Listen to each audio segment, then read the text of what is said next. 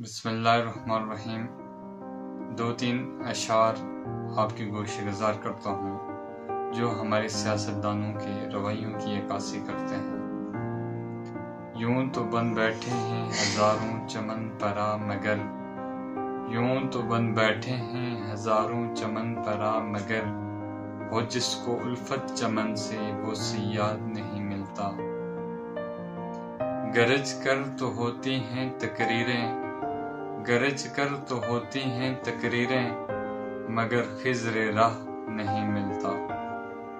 آج ہم بحیثیت قوم مذاق بن کر رہ گئے ہیں۔ ہمارے سیاستدان، ہمارے احباب اختیار اپنی انا کی جنگوں میں لگے ہوئے ہیں، ایک دوسرے کو نیچا دکھانے کی جنگ، اور اس جنگ میں ہم بحیثیت قوم پس کر رہ چکے ہیں۔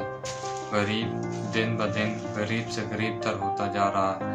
ہمارے لوگ ملک کو چھوڑ کر باہر جا رہے ہیں، بے بس ہو چکے ہیں، اور آج ہم بحیثیت قوم پوری دنیا کے سامنے ہم مذاق بن کر رہ گئے ہیں۔